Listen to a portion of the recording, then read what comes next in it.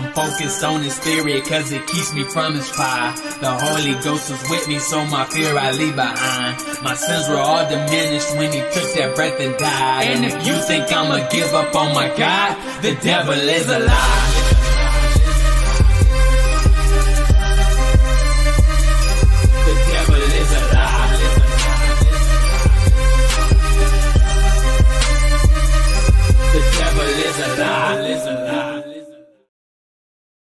Hello, welcome back to News. I'm your host, Christina Barr, and Don Lemon has been arrested. And of course, the media and Democrats, etc., are very upset about it and saying things, they're not saying things like no one is above the law. But people said stuff like that. They really just meant that for Trump and I guess their political opponents and stuff. But you could debate about whether or not Don Lemon broke the law, and that really needs to be where the debate is. But just the obsession about he's a journalist, how dare they do this to a journalist?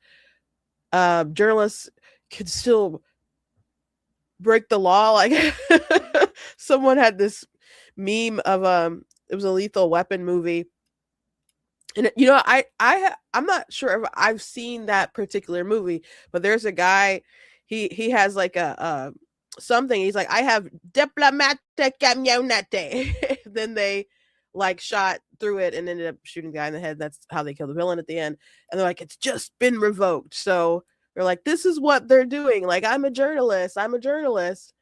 And I just thought it was so funny how he said diplomatic camionete. So I go around the stage just saying that like all the time with my sister, like diplomatic camionete. And just because you're a journalist doesn't give you the right to violate other people's rights. And I'm interested in what kind of case and what kind of evidence the DOJ has. And if there's something more extensive than the stuff that we already know, it's hard for me to believe that Don Lemon didn't have some kind of coordination or prior knowledge. I'm not saying that he like called them up and was like, hey, let's do this. It'd be interesting if they had evidence like that, but I don't know. I don't know where that will lead, but it's clearly evident that he knew what was going on before they went into the church.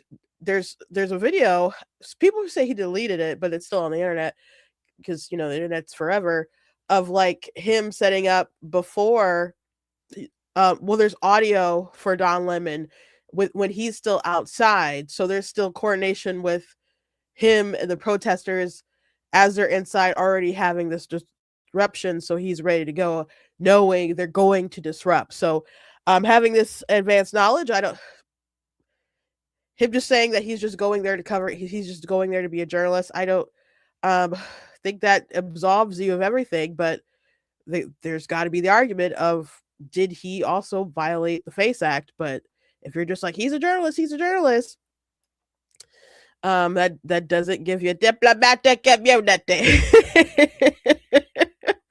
So we talk about Don Lemon. Also, Nekima, who is one of the protesters, who has also been arrested, but she's like the main one. She had said something bonkers about how we had handcuffs on, and as African American studies expert, it was the closest I was to slavery. Now, Nekima, we talked about her, I don't know if it was last week or the week before, but we went through some of her finances of her nonprofit and how she went home with bigger checks than what they gave out as far as grants to help people. So I think she's a scumbag of a person. And we're so close to Black History Month, guys, so close. And I'm like, you're saying this nonsense and trying to invoke slavery about you being arrested after you violated other people's civil rights? And you're like, it was like slavery. Okay, ma'am. So we'll talk about that. Also, someone had tagged me in a story about an IVF clinic mix-up where a Caucasian couple gave birth to a very Black baby. And so now they're seeking the clinic to try to right those wrongs. But it's a lot of Wild Wild West stuff in the IVF clinic world. And I wonder how often it happens. I wonder how often it happens. Anyway, before we jump into everything, I would encourage you guys to go to blacktonews.com, check out different content, website, articles, videos, etc. If you like what I do here, please consider leaving a donation to the website because it does cost a stream, run my site, all that stuff. So you guys can support. I very much appreciate it and appreciate you guys. You guys can also check out different merchandise available on the website as well. You guys can also check out different books and stuff that I've written as well. You guys can check out my nonfiction. I mostly have fiction, but I got some great books that you guys can check out, including all the way from like picture books all the way up to like new adult stuff. So I recommend you check me out.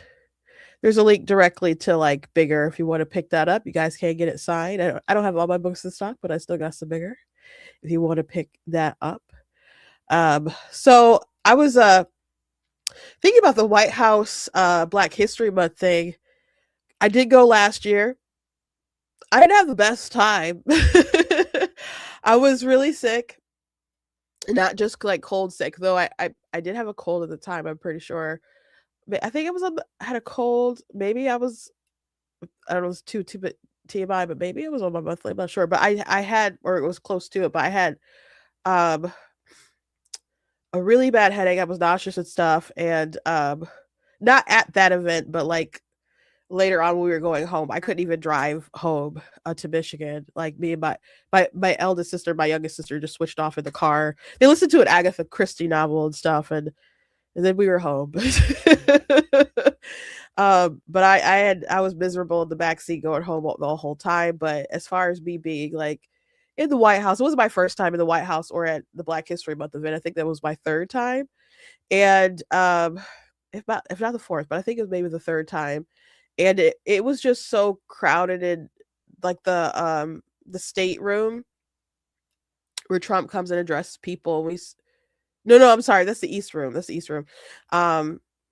We are all just so crowded and waited in that crowded room for like an hour and a half, and then I ended up just being like, I gotta go to the bathroom, and then then eventually Trump came like after like pretty much kind of after that. I got a glimpse of him as he walked by one way, I think, in the state room, and then kind of made his way through the blue room, green room, red room, or red room, green room, and then got out to the east room. I think that's the layout, and I just kind of stayed in the entrance from there and listened to it because it was just kind of so crowded. But that is where I met Alex O'Connor and encouraged him to have that debate with David Wood. So I don't know. I think maybe that's why the Lord made provisions and stuff to go was more for that than me, taking some photos and stuff around the White House, which I didn't actually end up posting a lot from that time. But it was funny because so many people were like, oh, they're not going to have an event. Trump is canceling all this stuff. He's canceling Black history, blah, blah, blah, et cetera, which didn't happen last year. And to my knowledge, they're having one this year as well. It's going to be interesting because the East Room is closed down for construction, so they're going to have a more intimate gathering, I guess. So it won't be as many people, but around that time, I'll actually be out doing something else. So I definitely won't be going to the White House this year. I don't know if other big Republican groups might be having something that I might go to, but I will not be going to the White House this year. So, but it was neat that they always do the events, and I've had better times when I went before, but it was just kind of rough because I wasn't feeling well, and we waited an hour and a half, and I had on shoes that were like that were flats, but eventually they got uncomfortable too. I think that's when I pretty much broke in the shoes. So, because it was a pair I'd never had before, never had worn before, but I'm pretty sure my mom had got. I just never opened them up, but I was like, "Thanks for doing another solid, Mom." So anyway, I think I'll go back and look at some of my photos and probably post them online as like a hey, just flashback. But I'm pretty sure I didn't post like much of them, at all. A few of them on Instagram probably, but yeah, I don't think I posted a lot about it besides like talking live about it. But whoever gets to go this year, hope you have fun. But yeah, they're still planning on doing another Black History Month event to all of you folks out there who didn't think that they would. Another interesting thing, someone had called me a coon a couple days ago. So I did a video and I posted about it on TikTok and Facebook and YouTube on the shorts. Cuz they're saying like they call me a coon and I'm like that's racist. And they're like black people can't be racist. So that's when the conversation became about black people can't be racist and they said because they don't possess institutional power and that doesn't make any sense. That's a modern kind of interpretation of that word. You're ignoring the actual definition that still exists and the etymology of that word, and making it about power. You other people of other races, certain specific um, racism can obviously be used by different groups and be collective ideas between different groups, but it is still a very personal thing from individual to individual. So just viewing racism in a structural power situation, it just removes people's agency to personally hate and put down other groups or sometimes it's not even about hate. It's just if you just see your group as superior, it doesn't mean that you necessarily hate the other group. Maybe you just um, really have an unfounded amount of pity for them that just is like the soft bigotry of low expectations. So a lot of people say, "Oh, I can't hate because blah blah blah." It's not always just about hate, and anyway, so I pushed back on that, and so they ended up apologizing for calling me a coon, which I did accept the apology, and they said, I just don't understand how a black person can support Donald Trump." And so I was thinking about that last night and thinking about it today, like how I wanted to maybe just reply to that particular thing. And so my response to that is Donald Trump is the president. He is the president. He's a lame duck president. As far as support, there's like, I'm never going to go to the poll booth or whatever and check his name off again. He's done. He's very old. He's like at the end of I don't know how many years he's got. Okay. He's up there in age too. But anyway, this is like the end of the road as far as his him being in higher office. And there's no office really higher than being the president. So what else would he want to do? Is that really about if I support him so much? It's I want the country to do well. And I know some people who just see me post a thing or two online, or maybe some people who recently follow my page, because a lot of people follow my page after some Charlie Kirk content that I did. Actually, my Facebook following doubled actually, but they're not uh terribly familiar with stuff I've been posting like all year last year or during the primaries and stuff like that. But I don't consider it my job to do PR for the Trump administration. And that's not what I do. If I don't like something that they do, like for example, some of the PR stuff or their social media stuff, and I'm like, oh, I think that goes too far. Oh, yesterday I talked about how Trump posted something, reposted something. I'm like, maybe this is good for this to be out here, but not from his personal account, saying stuff like that. Or I was really, really against certain ideas and stuff that he was pushing while he was, against the pro-life movement and different policies that I deemed to be pro-choice and not pro-life. I'm very passionate about that stuff when his court cases were going on. I wasn't the person who's like, oh, it's all fake. I was like, most of these are fake, but that one might cause him some trouble. So, like, I don't consider it my job to just kind of, blow smoke up his butt or something. That's not my job. And it's not my job to just say things that I think my audience is just going to want to hear. I mean, I know there's a lot of people who out there on the internet, and that's all they consider is how their audience is going to respond, and if they're going to like what they say, and then they give them money and get invites or whatever. I'm not built that way. I just want to say what I believe. Maybe I'm right, maybe I'm wrong, but I mostly think that I'm right, and I definitely don't want to be wrong, so I try to be careful. but but about the facts or whatever. But I'm pretty firm on my opinions. Not that I'm not open to having my mind changed or whatever, but I'm not a sycophant, I guess is what I'm saying. So he is the president. I want him to do well because I want what's in the best interest of the country. If he does something that I don't think is in the best interest of the country, then I'm not okay with that. So when people ask, like, say stuff like, I just don't understand someone can support that. Is a question like, why did I vote for him over Kamala Harris? Because I have a log list, literally a video of lists of reasons why I wouldn't vote for her. She'd be like my last pick on the planet Earth. Like, not literally, but it's just, one of my least favorite politicians there's been. It would have been more likely for me not to vote than to vote for her over him.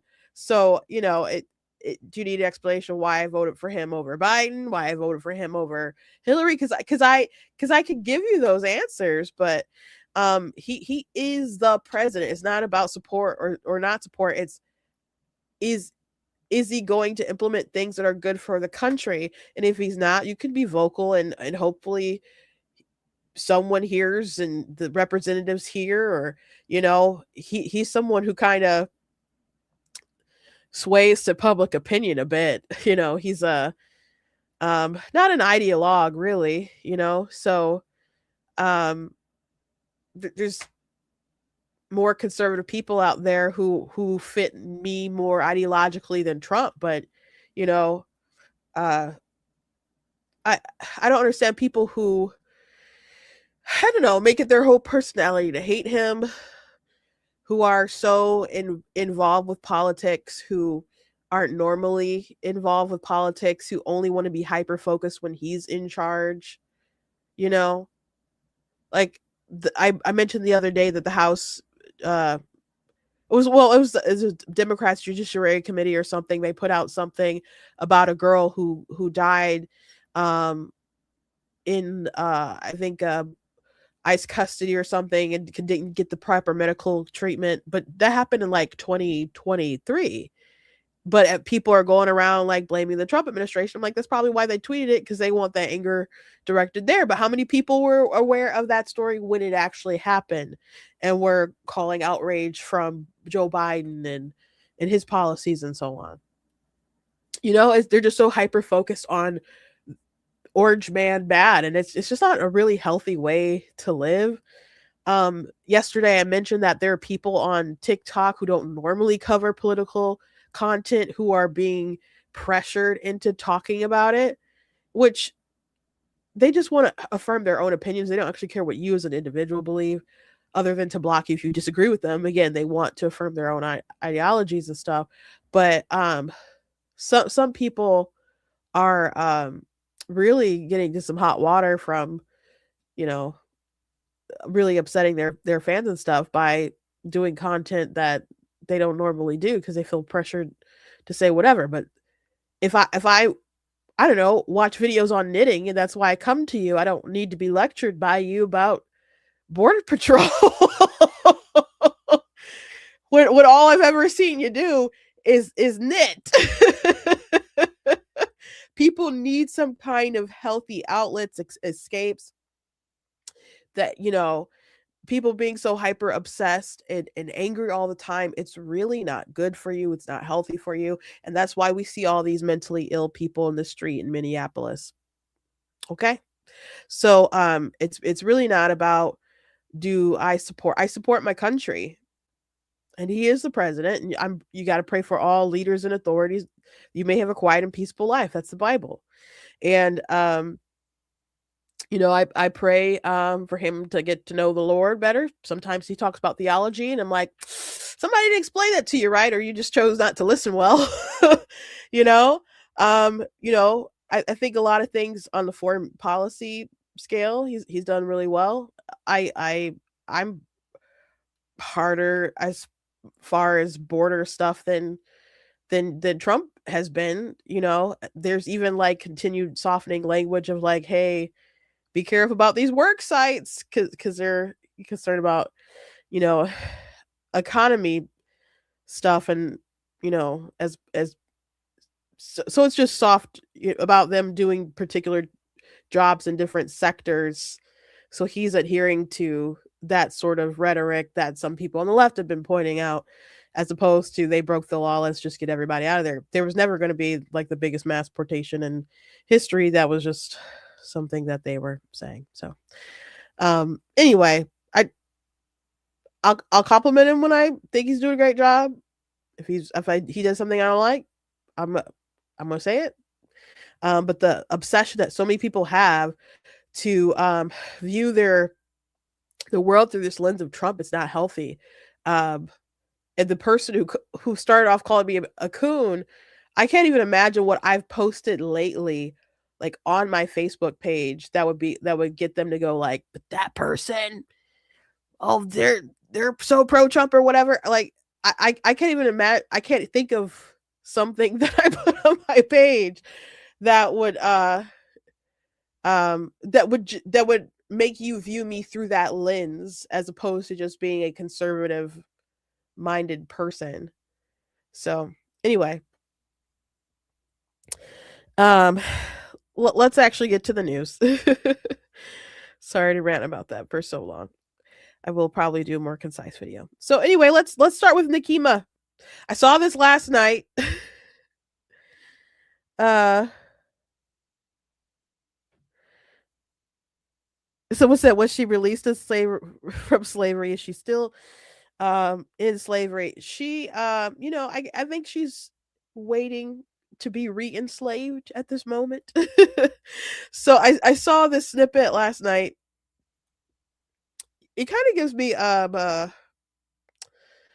who was the one who kneeled all the time? Kilpatrick. No, not Kilpatrick. The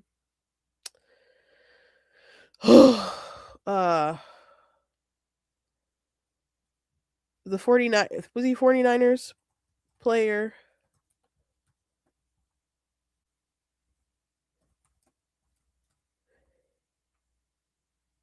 Nope. Kaepernick, sorry. Is that Alan Kaepernick? It's Colin Kaepernick. I'm like, who is Alan? Thank you though. Thank you, Betty. Yeah, it's Colin Kaepernick.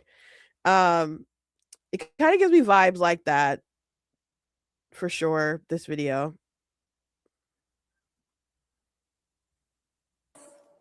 We had belly chains around our waist, and we had handcuffs with bars in the middle. As someone who majored in African American studies, I can tell you that that is the closest I ever felt to slavery in my life. Being shackled as if I was a slave. It is unacceptable and unconscionable, but it's on brand for a while. Okay. As an African American study person, as an African American study person, if that's even the case, you should know that what you're going through isn't like what slavery is like. But I can accept that's the closest you've been. I can accept that's the closest you have been. And praise God, you are that privileged. Praise God, you are exactly that privileged, that you breaking the law and violating other people's civil rights and you being chained up after y'all went in and terrorized children. Some woman ended up in the panic, ended up falling and breaking her arm. The parents couldn't get to their kids in Sunday school. Man, oh man, if you blocked me from getting my babies, it would not have been a good thing. Not in the least bit. I'm thinking of the phrase. Have y'all heard the saying, saved, not soft? I'm saved. I am not soft. when there's things like, I don't even have any kids, but the idea of sometimes when people do stuff to kids or like try to like get in the way of that parental bond, like when I hear like the trans stories and the teachers who are doing the secret stuff, that stuff makes me so angry. But thinking about your kids are in the Sunday school they're separate from you. All these people come in. Some people didn't know if it was about to be violent, if these people were armed, if folks were about to die. Someone, when the story broke out, someone had wrote in one of my comments like, "This is really scary to me," and they were reminded of what happened in Michigan, in my state, a little further up north than me.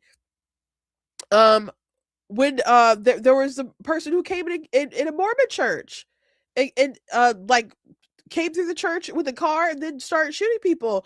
I know people who went to that church, went to school with people who went to that church.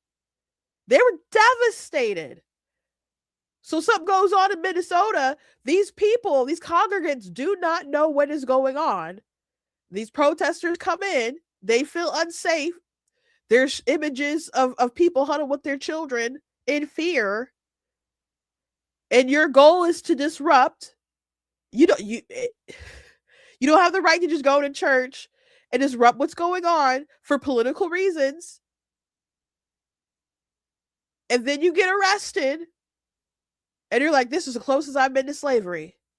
Praise God for it. Aren't you privileged to live in the United States of America in 2026? You standing here appropriating off of the pain of your ancestors, assuming that your ancestors are enslaved, because not every Black person in America has ancestry that goes back that far in the United States. So invoking their pain again, so close. We're so close to Black History Month to try to get that sympathy from those around you. You broke the law. They have you dead to rights on the FACE Act. Maybe Don Lemon has a better argument than you as a journalist. But I think he's in trouble too. I think people want to feel more sympathetic toward him because he kept even in like the videos, he kept saying, "I'm not with them" or whatever. I'm just covering it. I think he was clearly more with them than him just saying that out loud, but he may have a better cover story or whatever. But her organizer, nope. And I just want to remind you guys, someone said microphone. Is something going on with my microphone? You guys can still hear me, right?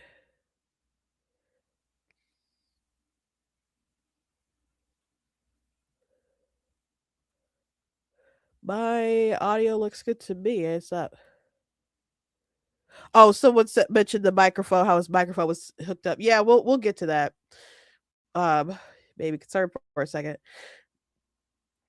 We'll get to that.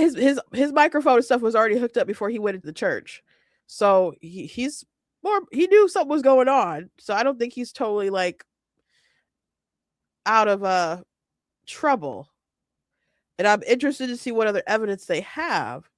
But I just want to remind you of some of the things we covered before about Nekima. And she was she's currently the founder of CEO of cannabis company called Dope Roots. And she led a nonprofit as an executive director for at least 6 years from 2019 through 2024, according to tax filings with Wayfounder Foundation. And the 2024 tax filing shows that despite the foundation, her foundation, which is I'm trying to see, was her foundation was supposed to give out grants and stuff to anti-poverty community initiatives. They awarded grants of just $158,811 that year. Okay, what $158,811. That's what they gave out to the groups. While she brought in a salary of $215,726. Okay. I bet you being arrested was the closest you ever felt to slavery. I bet. Because you're privileged. Privileged to live in 2026 in the United States of America, where you can give yourself a crazy salary after the Walmart folks donate a bunch of money to you and other people. Yeah, nothing like being a slave. Your life is nothing like that. Of course, you being arrested is the most you've ever been like a slave. And you're not. You met the consequences of your actions. Someone didn't kidnap you from the motherland, put you in a boat where you're unlikely to maybe even survive. And if you did, you get to the new world or whatever. And then you got to work your tail off because you're a slave. That's not what this is. Is justice not a thing anymore? She also took an additional $40,548 in health benefits, benefit plan contributions, and deferred compensation according to the 2024 filing. And then it goes on. In 2023, there was $133,698 in grants that they rewarded, but she brought home a salary of $170,726 plus $44,300 in compensation for other stuff as well. So 2024 she gave herself more, so she got away with it. She could keep giving herself more and more and more. And I was talking to somebody about all this kind of stuff. I'm like, as far as her nonprofit or even some of this fraud that's going on in Minnesota, I'm like, if you can pay yourself still like a stupid amount of money, why wouldn't you just kind of do the job, like the Feed Our Future stuff? Like, why not just, I don't know, make the lunches for real cheap and just pay yourself like or like doing stuff that's supposed to be for autistic children or the daycares. I don't understand just kind of not doing the job and and still like pay yourself well if you can get away with that. Like I don't understand just like not doing it. I don't get it. But 20 according to the filings ranging from 2019 to 2024, in 6 years, Armstrong made $936,395 as an executive director of the Wayfinder Foundation, plus an additional $201,313 in health benefits and other compensation. Meanwhile, during her leadership, the Wayfinder Foundation dispersed approximately $700,052 in grants. That's crazy. That's crazy. So you got these professional activists that can definitely afford to keep doing it, that like attention, and now up here comparing herself to being enslaved. But who cares about all these people who they violated their rights? Like Don Lemon, he has a First Amendment right. They have a First Amendment right. Why is he so important and they're not important? And what's so funny about that? Don Lemon had he was on a podcast talking about how entitled these people are.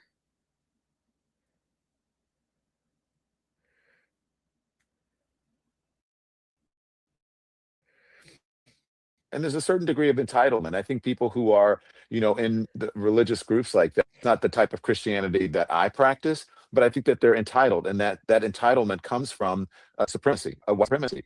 And they think that this country was built for them, that it is a Christian country, when actually we left England because we wanted religious freedom. It's religious, but only if you're Christian and only if you're a white male, pretty much. And so, yeah, absolutely 100%, but it's an intimidation tactic. And, I said, I don't understand how I've become the face of it when I was a journalist. I do understand that I'm the biggest name there. And I'm also, as I was on with my producers this morning, you and Kylie talk all the time. My producers were saying, I said, how did I become the face of this? And my producer said, Don, you're a gay black man. Okay.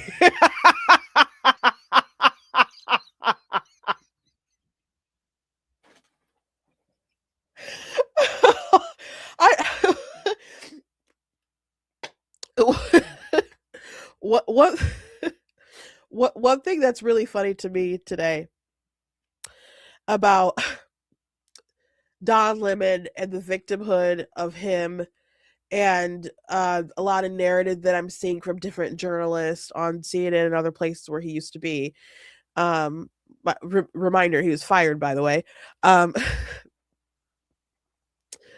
What's funny to me is they're like, oh, Trump is coming after people who are a threat. Trump is coming after people who are criticizing him, and etc. Blah blah blah. Don Lemon is no threat to anyone. He's no threat to anyone.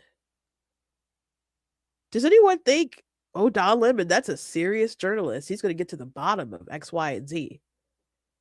He is an ideologue, sure, but the stuff he says is stupid.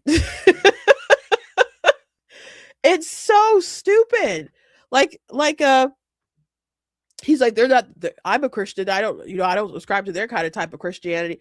If you listen to Don Lemon talk about Christianity, he's not describing Christianity. Like when he was on, I'm pretty sure it was A View, and he was saying stuff like, well, God doesn't judge, and if you do something that's meant to hinder people's freedoms and their desires or something like that, then that's not Christianity. I'm like, who are you? What Bible have you read? You're supposed to die, like to self. You're supposed to crucify your flesh, Don Lemon. And he ends it with, because I'm a gay black man in America. Who cares? Like, you think that gives you credibility to judge Christians?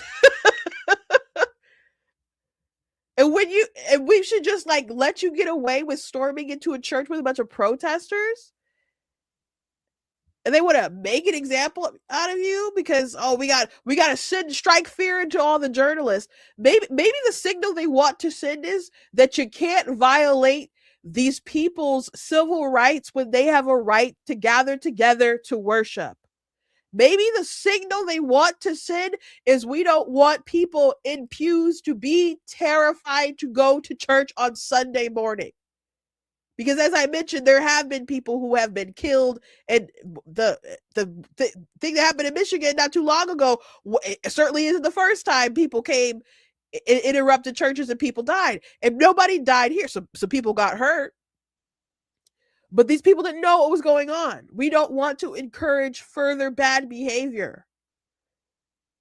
And what's funny is the former administration, they loved using the FACE Act when they wanted to come after pro-lifers. They loved using it then, and to my understanding, that them including churches and stuff was a compromise to get it passed or whatever. But it's in there. It's in there. A friend of mine, black man really into history and stuff, brought up at the time before they invoked anything about like laws that were directed with the KKK in mind, because they would go into churches and terrorize, black churches and stuff as well with intimidation. And he's like, this is what they did back then, and now they're trying to do this now as far as intimidating the different members for different political reasons and ideologies and stuff. So, Don Lemon, I don't know how much in trouble he's going to be. It seems like he's in trouble with those protesters, like Nekima. They did the crime. They did the crime. They did the crime to disrupt them. Those are their words. Those are their words.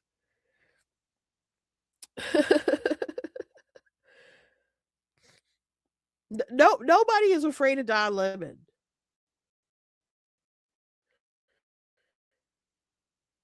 Nobody's afraid of Don Lemon, but just thinking you could get away with whatever because you were a journalist.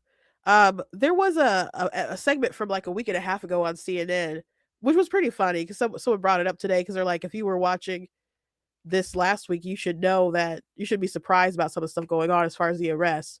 But the person who pushes back on the panel is kind of funny too, in a pathetic kind of way.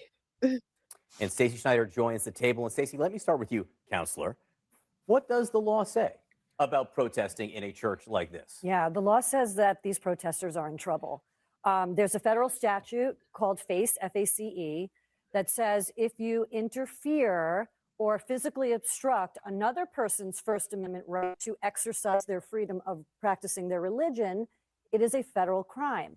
Now, had these protesters stood outside the church, been on the sidewalk, been on the street, they likely would have been protected by their First Amendment right to protest. But you're allowed to protest in a public forum, but that right is not absolute. They crossed the line when they went inside a church. And I think of it almost like, a church is public property. Imagine if protesters went inside a hospital to protest Medicaid or health policy and interrupted treatment of patients. It's really not that different. But ICE officers do that. ICE officers have been going into hospitals. They have been going into churches. Donald Trump said they were allowed to go into churches. They're going to schools. They're picking out parents from drive-by lines. And these people in the neighborhood just found out that their pastor of the church is a high-ranking ICE official. So I think if you're a church that has an ICE person as a pastor, it's already political. And this is so stupid. So stupid. So she's breaking down the actual law, how they violated the FACE Act. This is the first time I saw this. As a matter of fact, I saw a TikTok and there was someone talking about your news sources. So she was trying to say, if you don't see people who criticize your opinion on your For You page or whatever, then you're probably getting biased sources and stuff. And if you are supporting saying stuff like the writers need to go to jail for going inside of that church, but you don't care about the executive order that Trump did as far as ICE being able to go into the different churches and schools or whatever, then you're getting biased sources. And she didn't explain it. She just named what the executive order was. And I couldn't remember what it was off the top of my head. So I paused the video and I looked it up and I just wrote in the comments. I'm like, what does Trump doing an executive order about, I think it was like protective spaces or something, about law enforcement being able to go into these places to pick up people who have broken our immigration laws? What does that have to do with people who violated the FACE Act and terrorized these church people? What? She never responded, never answered, but her proposing the question in the way that she asked just kind of let me know that she wasn't a non-biased person. So to me, she totally destroyed her point. So anyway, that's what some of these people are thinking. Like, oh, well, if the church is so sacred for these people in worshiping that, why didn't Trump allow? Why is he allowing, ICE or whoever to go into churches to pick up people who've violated our law? And the answer to that is for public good, for public safety. Like the motives are obviously the same. Are obviously different. Sorry, are obviously not the same. The motives aren't there. The legality isn't there. So what is with this analogy? What's with this analogy? It just is reaching. Is you being so desperate to attack Trump that you can't just admit that these people are in trouble and broke the law? It's a whataboutism that's really failing, He's running the church. Like at the end of the day, I don't think this has. I know, but I don't think this has anything to do with faith. And I think that the community is making it a faith issue. I think this is about politics and power. Faith, and I'll tell you what, it was inside a church. It's about politics and power. Okay. Religious practice was going on inside the church. They basically allegedly stormed into the church, interrupted it, disrupted it, physically blockaded it. And not only is a federal law possibly involved, and I don't think the state is going to pursue this, but they could be found guilty of a trespass, allegedly, for entering that church with the intent to commit unlawful activity. I don't know that the state's going to pursue anything.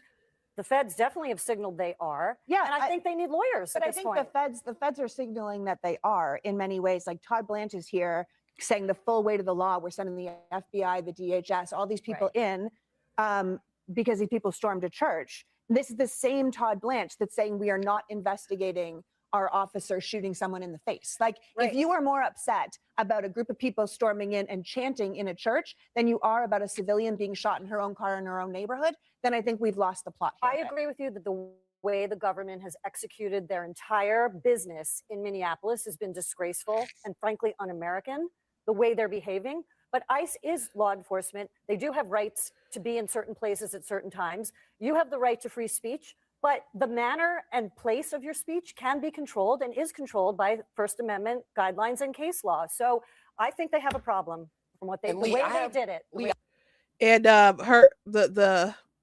if you lost the plot about if you're more upset about people going in the church than someone being shot in the face, they're now, like Trump said, he wants an investigation. I think from the different angles and stuff, the Renee Good situation, the law enforcement officers are going to be in the clear for that. You could not like it, but you don't hit your car and go forward when someone's in front of the car when they told you to get out the car. They shouldn't have been there.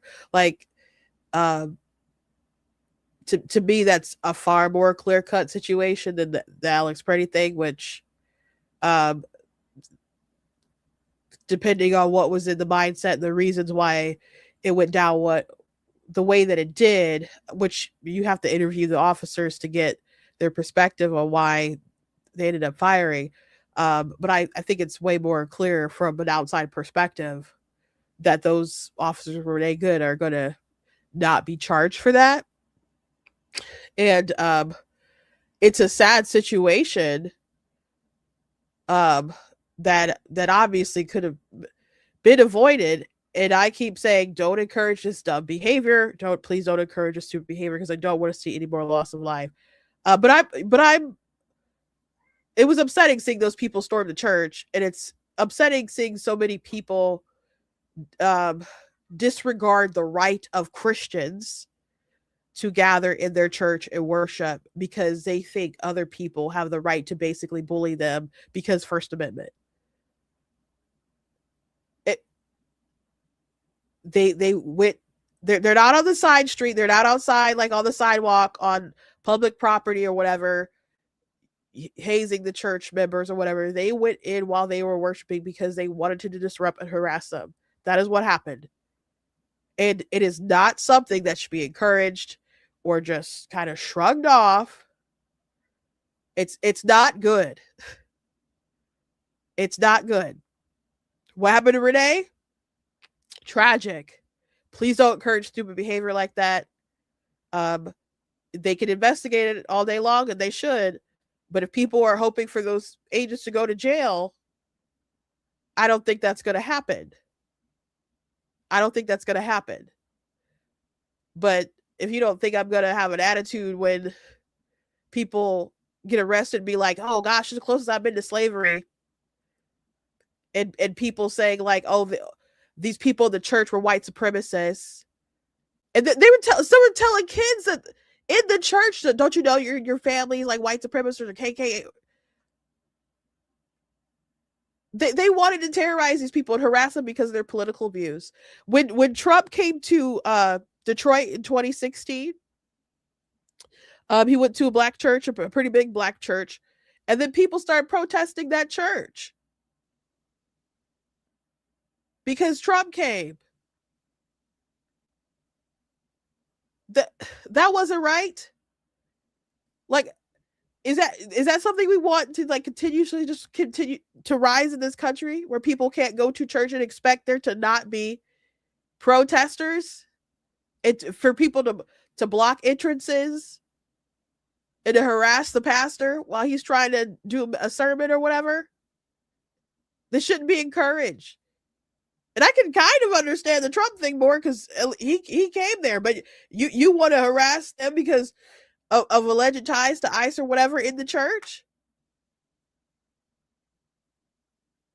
I don't want someone coming to my church to protest and block doors and harass the people during the worship, during the sermon, because I'm a member there. Because they don't like my political views. Because I support the Back to Blue. Because I support ICE and mass deportation or whatever. don't want that to happen. So it's not that people want to make an example out of Don Lemon because he's a gay black man in America. Don Lemon only has these stunts. He has nothing left. That's all he has. This is like the best thing that's happened to Don in a while. What else do you think about Don Lemon other than when he's saying or doing something stupid? That's why he does these things. That's why.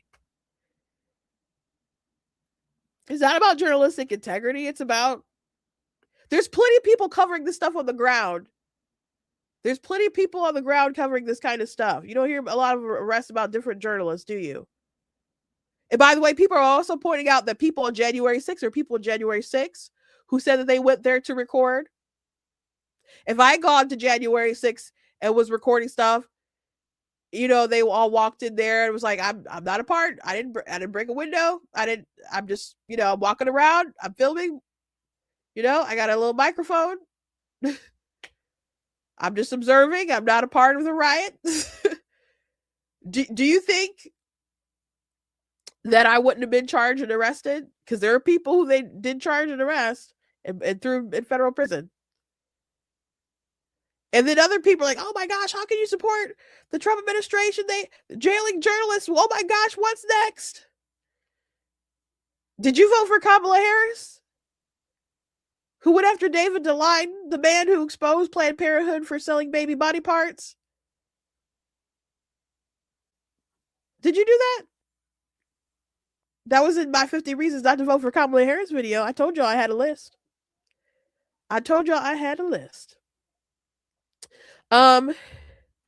Here's a clip of Don Lemon. This is before they stormed the church. He seemed, again, they're doing something.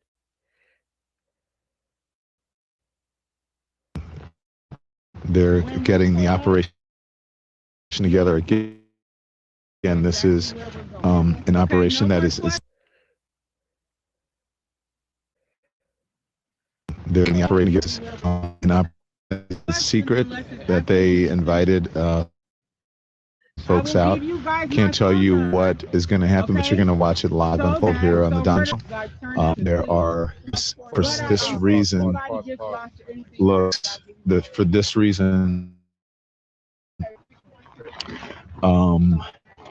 look like MAGA. There's a reason they have so many white people here. I'm just going to be honest. It's because of the operation that they're doing today. It's important to have allies, as they said, white allies here. So that is what I could say. I turned our camera off of them because they're giving some critical information here. But there we go. Everybody's ready to go. Let's go. Okay. You notice how he said they turned the cameras because they're giving critical information, because he didn't want his viewers to be tipped off to what was going on until it all kind of unfolded. So he's aware that there's critical information about the stuff that they're about to do. Just got it. I don't know what else the DOJ's got as far as his foreknowledge of the events that unfold, but he clearly knew what was going on. And he also knew that they were disrupting the church. We'll get to that video too. Thank you guys thanks you for allowing me to be here. Okay, thank you guys. Okay. How are you? Good to see you. We're on, but thank you. Oh, we're not saying what it is, but thank you. and he just kissed her. Okay. It seems a little friendly to me. Tell us why you're doing this. So this is Nekima Levy Armstrong. She's on the show on Friday. Nekima Levy Armstrong, civil rights attorney, longtime activist here in the community. And, we protest and do activism in all kinds of ways. This is Operation Pull Up, more of a clandestine operation. We show up somewhere that is a key location. They don't expect us to come there. And then we disrupt business as usual. So that's what we're about to go do right now. We've had a lot of success with the times we have done Operation Pull Up. Yeah. After George Floyd was killed, we went to the Police Federation head's home and staged a demonstration there. We also went to the head of the U.S. Marshals from Minnesota after Winston Smith was killed by the U.S. Marshals. We went there after Dante Wright was killed when AG Keith Ellison. Did she just say she went to people's homes? I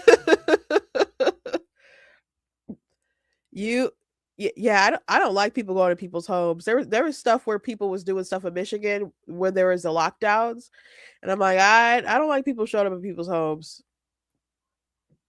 I think that is really too far, too close for comfort. Like people need you could be upset and petition the government and make your voice heard or whatever, but I don't know if your goal is to make people feel like literally unsafe. At what point do you kind of start engaging in, I don't know, terrorism, I guess, is my question. um when do you decide to kind of cross that particular line? But Don Lemon also was outside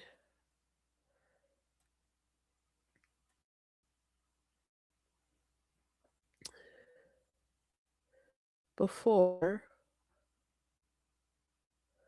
with the audio.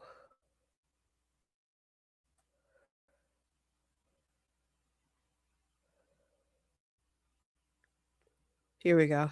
I bookmarked it.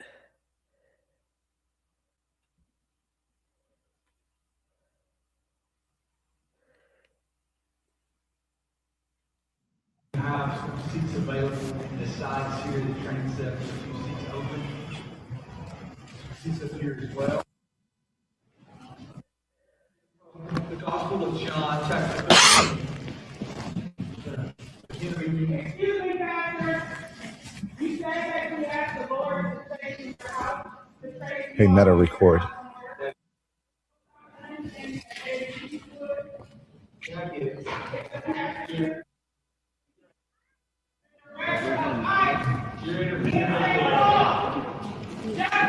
So activists are now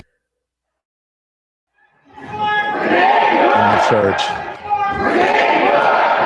and they are protesting, surrounded the church on the inside. They have so,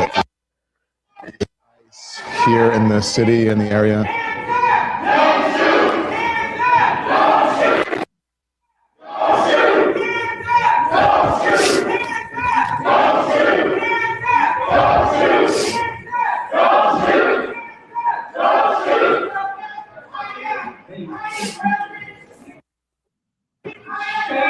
Oh no.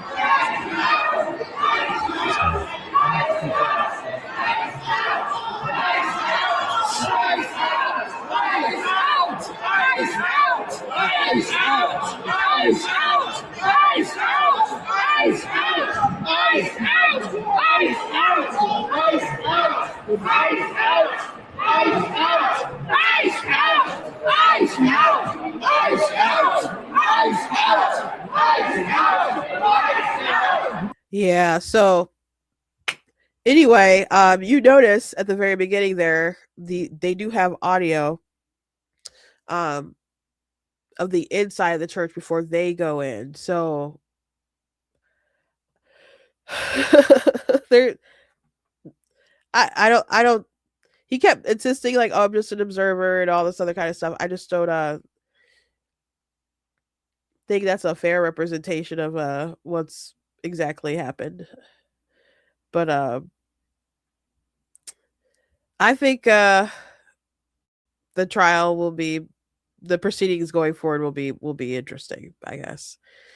But if you're just complaining about it's not about hindering people or even judge. I think I found the clip that I was looking for in the past about Don Lemon when he was talking about Christianity. about, because I was looking for it before. I couldn't find it. Then I searched for it on TikTok. I'll be on X. Or that he thought that way. I was just surprised that he actually said it out loud. Well, Dawn, to pivot, you got engaged to your fiance, Tim, in 2019. And this morning, and you guys are so cute, we learned that the Vatican has said that the Catholic Church won't bless same-sex unions, quote, since God cannot bless sin. They go on to say that this does not imply a judgment on persons. But I want to know, do you think this sends a damaging message? And how do you feel about that, given that obviously you are now engaged and going to get married? Well, I think listen, I respect people's right to believe in whatever they want to believe in their God. But if you believe in something that hurts another person that does not give someone the same rights or freedoms, not necessarily under the Constitution, because this is under God, I think that that's wrong. And I think that the Catholic Church and many other churches really need to re-examine themselves and their teachings, because that is not what God is about. God is not about hindering people or even judging people. And to put it in the context of race, I find that, Dr. Martin Luther King Jr. said the most segregated place on earth, time on earth, was 11 a.m. on a Sunday morning.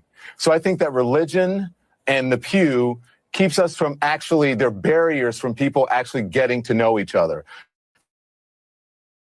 So I would say to the Pope and the Vatican and all Christians or Catholics or whomever, whatever religion you believe you happen to belong to out there, go out and meet people and try to understand people and do what the Bible and what Jesus actually said if you believe in Jesus. And that is to love your fellow man and judge not, lest ye be not judged. So instead of having the pew hinder you, having the church hinder you, instead of being segregated in the church or among yourselves, go out and have a barbecue and meet people and start breaking bread with people and getting to know them, much as I do at Joy's house, mostly Sunny coming to my house, Sarah coming to my house, me going to Whoopi's house for barbecues. And I'm telling the truth. And then hopefully I will be celebrating some sort of meal with Megan and Liberty at her house or at my house. So, Don Lemon, who's so quick to throw white supremacy and stuff around, just wants you to forget the barriers of the pew and just go ahead and have a barbecue with people, get to know people. That's what we're supposed to just love, because Jesus only taught about loving people and judge not lest ye not be judged, or whatever, how he quoted it. That's all he taught. There is nothing else. Jesus didn't say any other words. When people bring up the teachings of Jesus, and they want to say, like, the most important thing we have to remember, the most important thing is that God said we're supposed to love our neighbor as ourselves, which he didn't say that, but that is the vibe or whatever I think that most people are drawing from, and a lot of people do quote that. And they don't mention that is the second greatest commandment that Jesus said, and the first greatest commandment is to love God with all your heart, your mind, your soul. Then they are probably not keeping that first commandment, or that's not their priority to keep it, because we all fall short. Sometimes we like don't pray maybe the amount of hours we should have prayed, or read the Bible as much as we ought to, or whatever. So we're not all perfectly maybe giving God the full attention that he is due and deserves, but you should be striving to love God with all your heart, your mind, but your soul and stuff. But if you don't love God if you don't keep his commandments, right? Those are some other words of Jesus, right? So you gotta feed the sheep and care about the Great Commission and all that stuff. So it's not just about loving your neighbor. And people say love your neighbor and don't judge because they don't want to be judged themselves, because they just want people to affirm them and love on them. I'm not saying that Don Lemon doesn't love other people, but if you really loved people and you really wanted to love your neighbor as yourself, I would encourage the neighbor not to do things that are going to lead them into eternal damnation. Like that's how I would show love to my neighbor. But the Bible does also talk about love. And one of the things that love the fits and definitions is you don't rejoice in wrongdoing. So Don Lemon saying that if you believe in something that hinders other people, it hinders their liberties and freedoms. And he said not even a constitutional way, like under God. So just in that framework, if you support something that differentiates between different people, he's saying that that's not of God. That's not right. And that's obviously just not the case. Specifically, if we're going to talk about gay marriage, because that was the context of the conversation, that the Bible's thoughts on that are pretty clear. You want to talk about Jesus, which I think is done when people just want to talk about the letters in red as if Jesus isn't God and it's not all important or whatever. But he does reference back to creation about when he talks about marriage and how God made male and female, and that's how it's supposed to be, Don. They come together and become one flesh. So you could not like it, but try to judge other Christians as not being Christian because they don't want to just affirm all of your thoughts and your feelings and your worldview is ridiculous. They're like, oh, well, darn that Catholic Church for keeping to traditions. Their teachings and the Bible, and darn that Catholic Church. But hey, let's have a barbecue. The pew's getting in the way. Blah blah blah. If you a lot of people, especially these progressive churches and stuff, they are having social clubs and stuff, but it's not about dying of self, crucifying your flesh, taking up your cross daily, and trying to get. Do they when people pray? I don't know if they pray the Lord's Prayer, but it's like when you're just praying for thy will to be done. Do people do that? Or is it just about like just love the neighbor, don't judge.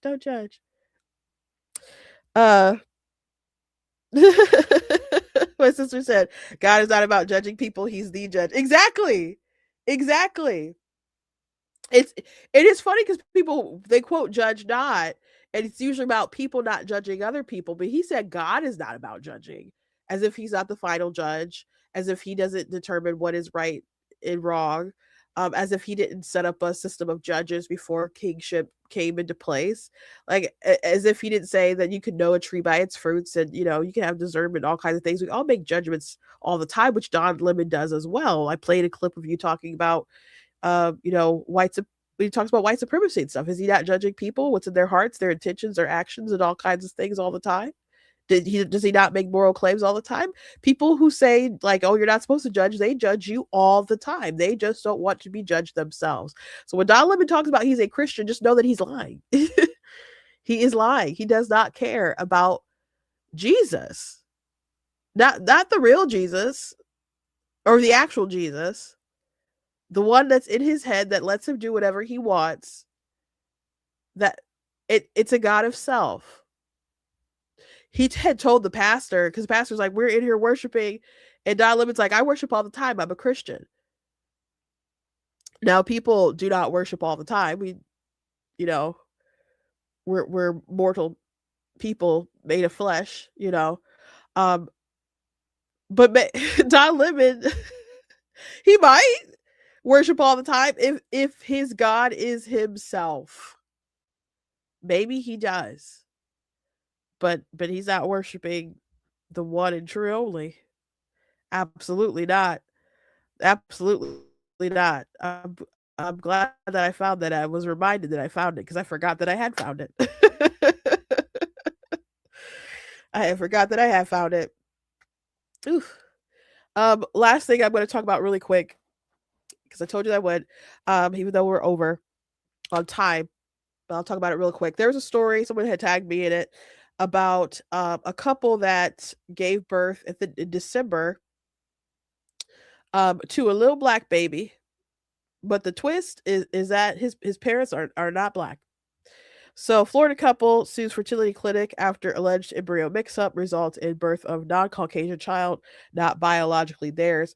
Now I've heard stories, I'm sure you guys have heard stories about IVF clinic mix-ups and things like that. I've heard stories, read stories about people who they found out that they had the wrong baby in them, and they went and aborted them.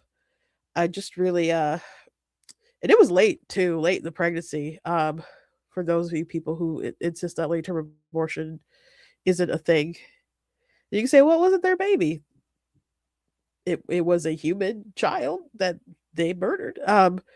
So this couple, they Tiffany Score and Stephen Mills allege that Orlando Fertility Clinic IVF Life Inc. and its head reproductive endocrinologist, Dr. Milton McNichol, implanted another patient's embryo in Score's uterus in April of 2025. An Orlando Sentinel reported on Thursday. In 2020, Score and Mills stored 3 viable embryos at the clinic, which boast about its advanced fertility care and cutting-edge technology for in vitro fertilization, in vitro fertilization, a process that creates embryos and stores them until pregnancy. 5 years later, after an embryo was implanted, the couple gave birth to a beautiful, healthy female child on December 11th, 2025. According to the lawsuit filed January 22nd in Orange County Circuit Court and obtained by Law and Crime. So she had, I don't know, they had children earlier. They were just saving the embryos so all the eggs didn't go away or whatever. But they had, I don't know how many they started out with and how many embryos didn't survive, whatever. But they had the 3 viable embryos that they could implant and had them on ice for 5 years. So you got these living humans like kind of frozen in time for 5 years. And then she had a baby and then found out that it was black. So obviously they had X up there. So they want the clinic to let people know. And they also want to get to find out what parent is. And they that, they're close to the child and love the child, but they I guess want to give it back and find out what happened with their children, with their eggs and stuff, and see if someone else is raising their child.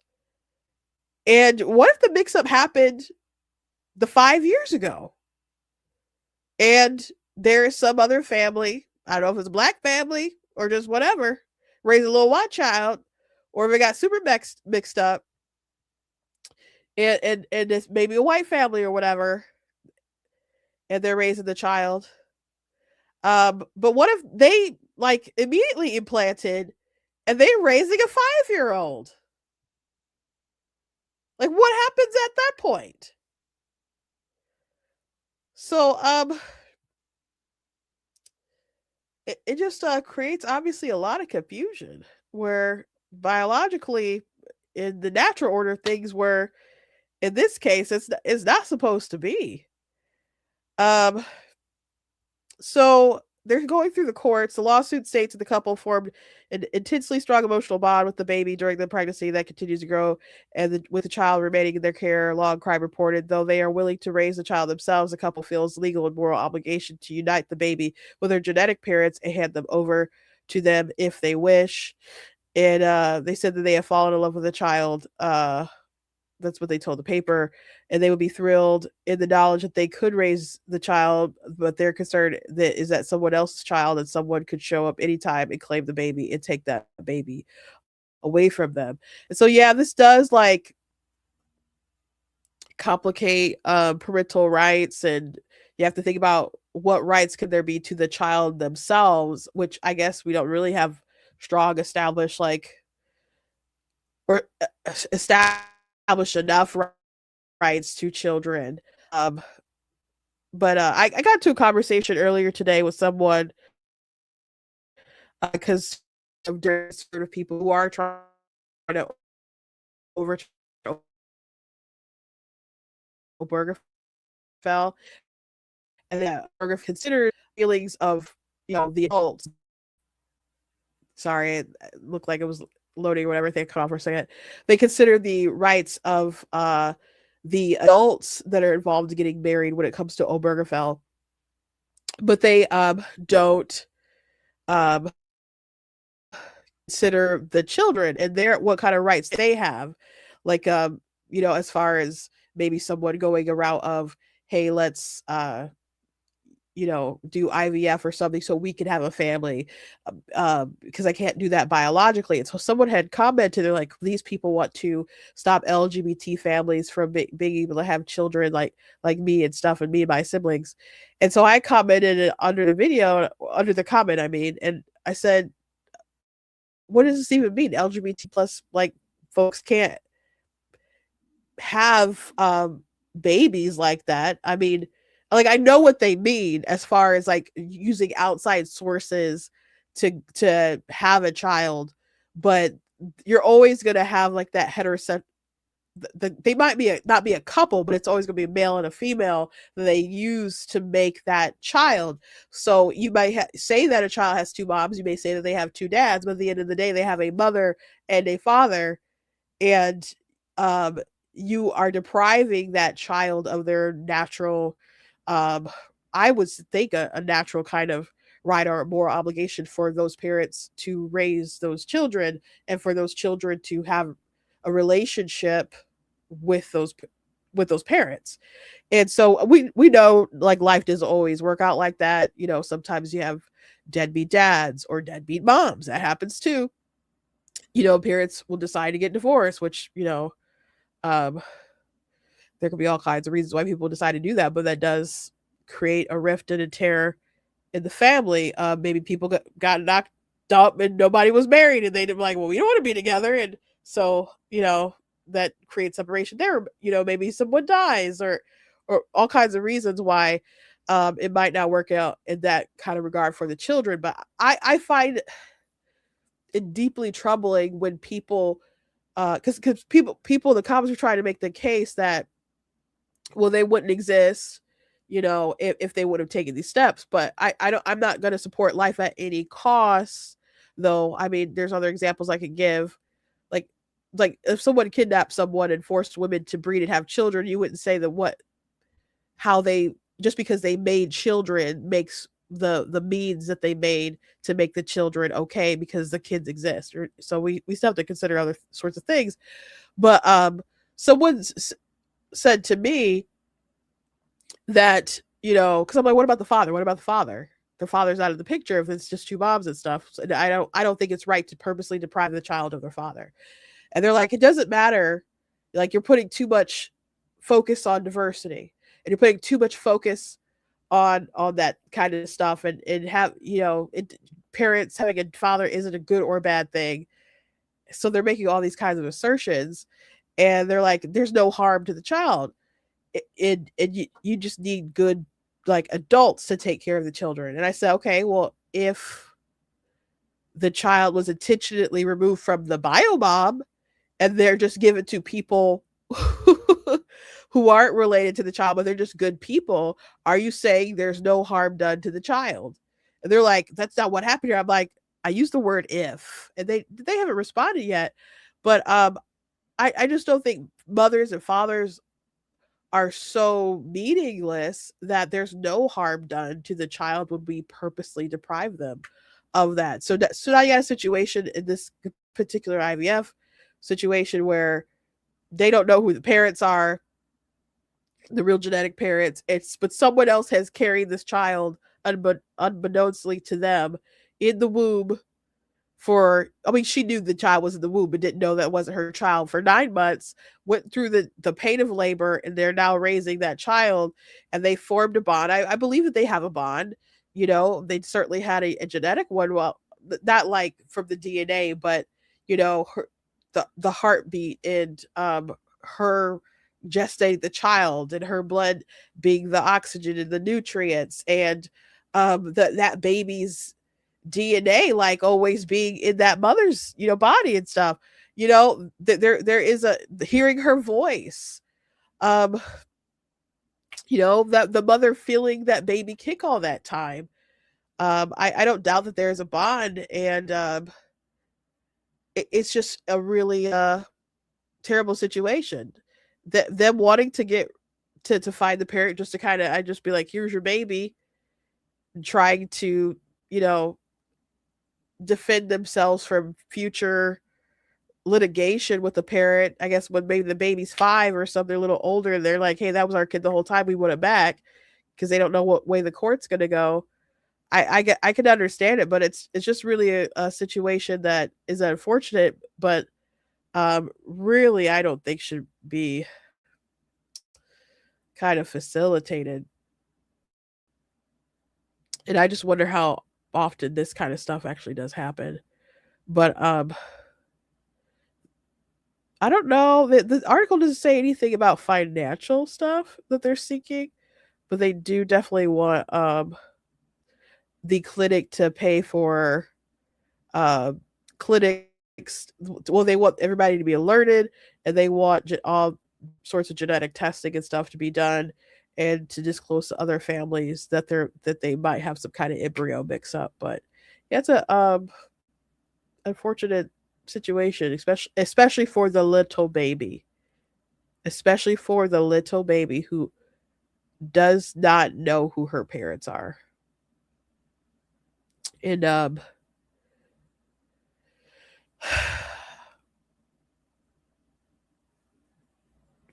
it's an interesting case. We'll see where it goes. Anyway, thank you guys for joining me today. Please go to blacktuesday.com, check out different content, website, articles, videos, etc. If you like what I do, please consider leaving a donation on the site because this costs a stream. Run my site, all the good stuff. You guys get support. Very much to appreciate you guys. You guys can also check out different merchants available at my site as well, and different books and so on that I've written as well. There's a link in the description where you guys can check out my book, Bigger. It's a really nice picture book about a baby dinosaur who wants to be bigger. So go ahead and check that out. I hopefully I don't. I definitely feel congestion and stuff in my nose. I'm sure you guys can hear it. Yeah, hopefully I feel better on it. Hopefully it just doesn't get worse. Hopefully it just doesn't get worse.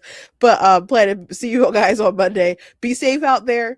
Don't go impede legal investigations of law enforcement when they're doing their duties. I hope to see you guys all on Monday. God bless.